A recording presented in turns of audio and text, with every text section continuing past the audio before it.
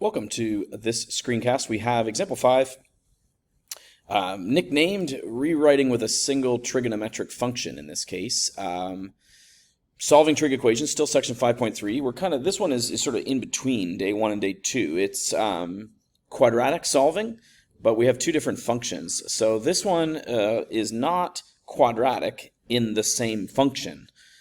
This is why the prompt is saying we need to rewrite this one in terms of a single function. So have a think about that. I'm not necessarily going to pause here. So you thought about it, good. What you were specifically thinking about, hopefully, was in which function should I try to rewrite? Is it sine or cosine or something else, as a bit of a multiple choice question? It is hoped that you were thinking of rewriting in terms of cosine. And the reason for that is because I can't replace a cosine not squared x as easily as I could replace a sine squared x for something to do with cosines, right? Because our Pythagorean identity is only in squareds would be the reason for that. So that is the clue to get you started. Rewriting with a single trigonometric function. So this is not quadratic in the same function. Okay, we had something similar to this. I'm going to zoom around here to this one, which had common factoring. Okay, just to maybe identify the similarities and differences. This one is indeed in two different functions. And at that time, we didn't try to replace, although I do remember in class some people maybe suggesting that. That would go to a much worse place, I guess is the way to put it. In this case, we do have two different functions, but we don't have a nice match like sines and cosines like we do in that one example 5. Okay. The other thing to point out here, always try common factoring first. I don't know if it was your Algebra 1 teacher that might have said that to you. If I had been your Algebra 1 teacher, I would have said that to you.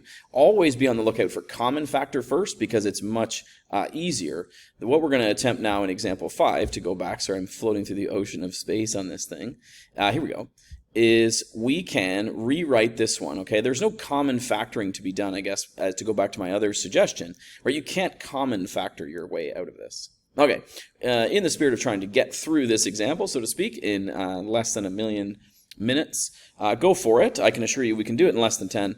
I am going to pause also just to get some writing going and get us maybe to the factoring being completed right before the trig step. I'll do the replace and the factoring, and let's just make sure we're on the same page for that one. Okay, so I'll just pause to optimize your watching time. Okay, so we should be able to get to there. Taking it from the top.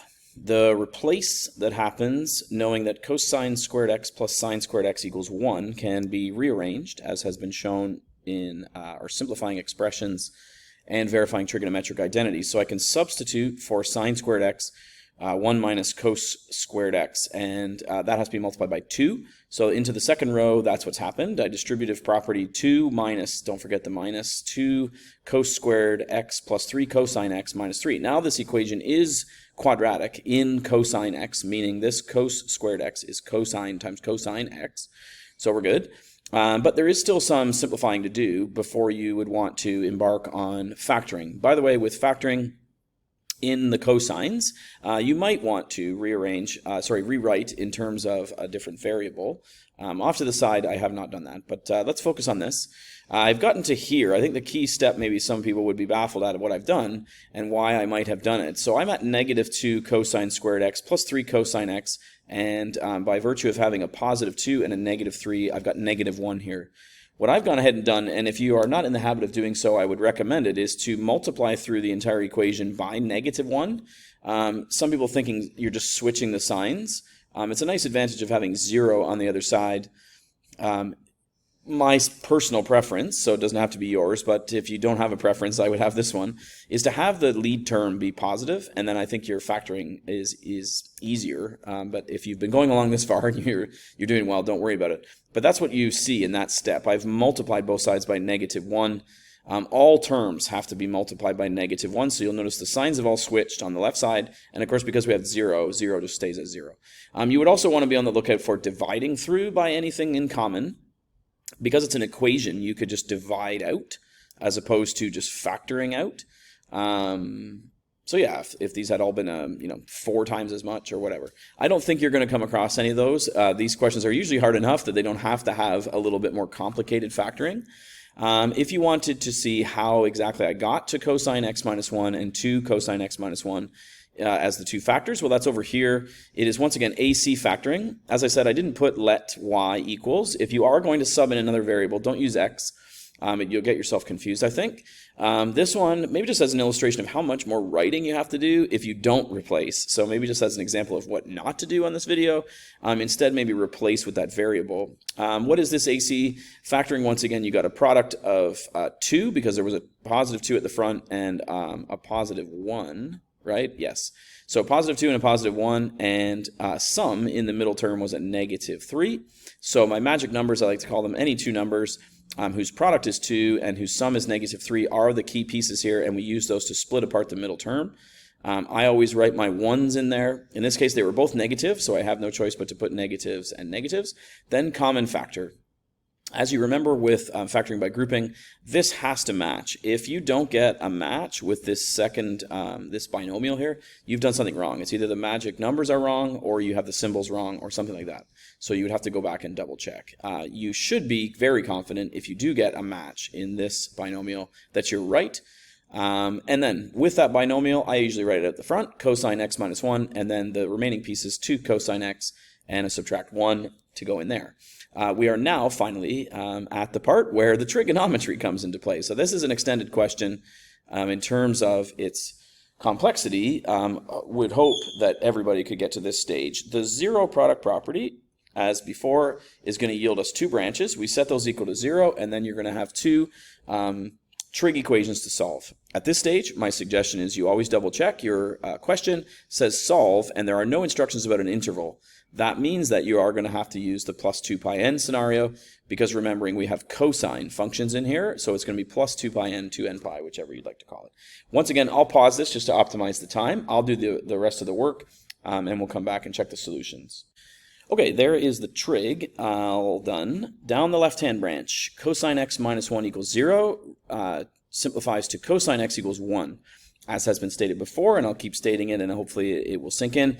It's the combination of function plus the value on the right-hand side that should lead you to a thought process about quadrantal. Because it's cosine or sine or secant or cosecant, it's any of those 4 if you have a number 1 or a negative 1, okay? Or if we have zeros with those 4 functions, we have to be thinking about our quadrantals. Now, I don't have the quadrants there, but you should be aware, okay, I'm thinking of the cosine function, and the cosine function on the unit circle is the x-coordinate. The x-coordinate on the unit circle is positive 1 when you're at 0 rotation. Okay, so the solutions here in general form, 0 plus 2 pi n. That's an extraordinarily big loopy looking 2, so I'm going to fix that. Okay, as you process, there you go, that's my nicer looking 2. Now, most often, in the answer section of a textbook, it will simplify down to 2 pi n. Okay, sometimes people get a little bit messed up with this one because they feel like 0 is the correct one to put.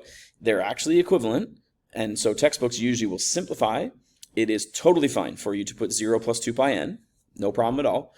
You will become accustomed to recognizing that they will not put the 0. They'll just put 2 pi n because, of course, that represents 0. When n is 0, this is 0. And then when n is 1, that's 2 pi, and so on and so forth, rotating around the unit circle. Okay, so that's down the left branch. There is 0 plus 2 pi n that can come out of this, which would be solutions to our original equation. Now onto the right side, sorry, the glitch there, I had to re-record. The right-hand side is 2 cosine x minus 1 equals 0, simplifies to 2 cosine x equals 1. Simplifies further to cosine x equals a half, and now we're at the point where we can perform the trigonometry part. We recognize the combination of cosine and 1/2 as being not quadrantal, but being in that table of values or on your unit circle. Special angle, it's either going to be 30, 60, or 45, so pi over 3, pi over 4, or pi over 6. You can tell already that I have pi over 3's, so whichever method that gets you to there, mine would have been memorizing that chart. But before I even do that, I recognize it's cosine and it's positive. And so you'll notice I wrote quad 1 and quad 4.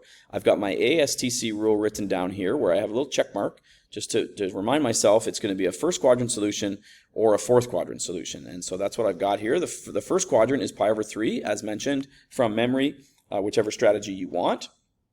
Then, finding the fourth quadrant solution, reminder that it's helpful in these scenarios, once you know the reference angle, to think of half turns as, in this case, 3 pi over 3.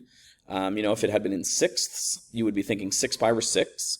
And then the full turn as just double that. So 6 pi over 3 is 1 full turn. And then remember, that's the arithmetic that can take us to 5 pi over 3. I know that 1 full turn all the way around is 6 pi over 3. So I take away the reference angle. Remember, the reference angle lives between the horizontal. That's where it is the reference angle. And so that's my 5 pi over 3 solution. And in fact, actually, that's a terrible depiction of it. Pi over 3 is much bigger than that. Pi over 3 is more like that. There's 5 pi over 3 down there. Okay, that is plus 2 pi n, the solution, general solution to this trigonometric equation, which started off as 2 sine squared x plus 3 cosine x minus 3 equals 0 by replacement first, and then some factoring, and then some trig, and then some more trig. We get to the bottom. There are our solutions. X equals 2 pi n, and x equals pi over 3 plus 2 pi n, and x equals 5 pi over 3 plus 2 pi n. An infinite number of solutions, but still an exclusive club. Thanks very much.